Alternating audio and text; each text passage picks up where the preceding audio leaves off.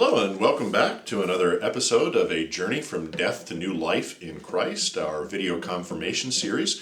This is Year B, Module 2.1. Today we'll be discussing Isaiah's Vineyard song.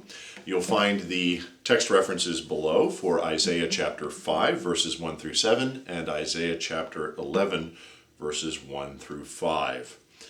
Now, just some opening remarks. I'll say that Isaiah's Song of the Vineyard is a foundational vision of the people of Israel. What the prophet Isaiah writes here about Israel being a vineyard that has been created by God, and yet a vineyard that does not bear good fruit but rather wild grapes, will become an image that becomes very popular among the Jewish people, and eventually it will be picked up by Christ and used in a series of parables. But first, let me say a few things about prophecy, and then Isaiah specifically. Prophecy, a lot of times we think of as being a bit of a prediction, as a way of telling the future.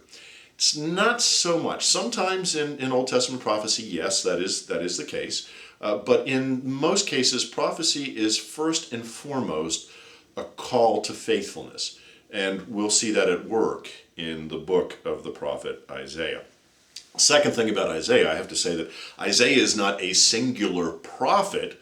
Rather, Isaiah is a school of court prophets, and their prophecy actually spans centuries.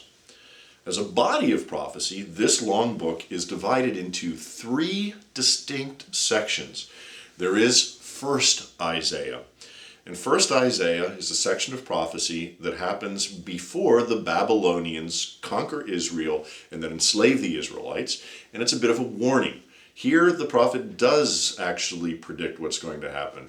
He calls the people to faithfulness, and he says, look, you have not honored the covenant that God has made with you, and so God is going to do something new. God is going to use a foreign power to chastise you. That's First Isaiah, and the Song of the Vineyard is part of that prophecy. Second Isaiah actually takes place during the enslavement in Babylon. And this is another form of prophecy that says, God is going to do a new thing. God is going to use a foreign power not only to chastise you or punish you, but also to restore you. And then this is likewise a call to faithfulness. This is where we get the language about make straight the paths of the Lord. There is a royal highway, a straight way back from Babylon, back to Jerusalem. For God will lower all the mountains and bring up all the low places and make it easy for you to get back to where you belong. And then there's Third Isaiah that happens after the restoration, after a faithful remnant has returned from Babylon to Jerusalem. And it's kind of a warning again. It's a call to faithfulness. Be faithful, or you will face chastisement again. So that's the first, second, and third Isaiah. Now, as I said earlier, Isaiah's Song of the Vineyard belongs patently to the first section of Isaiah, to that warning about what will happen if the people do not honor the covenant God made with them.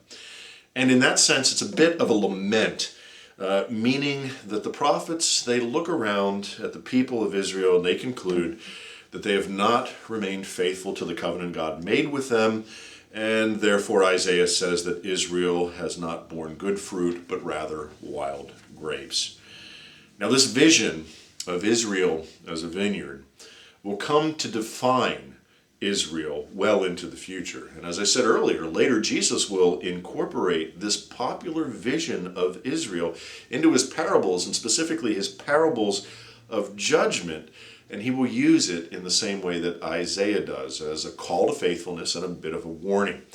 He will paint a picture of a graceful God who creates a wonderful vineyard for his people, and who only asks that they bear good fruit and that they live in the manner in which he calls them to live.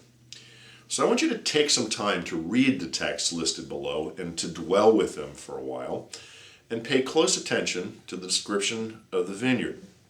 Then I want you to consider a few questions. First, how does this Song of the Vineyard speak to us, to you and I, in our times? In what ways do we resemble Isaiah's vineyard? And if we do resemble the vineyard, well, in what ways specifically do we resemble the vineyard? So take some time to think about that, and then we'll convene for our discussion. Thank you.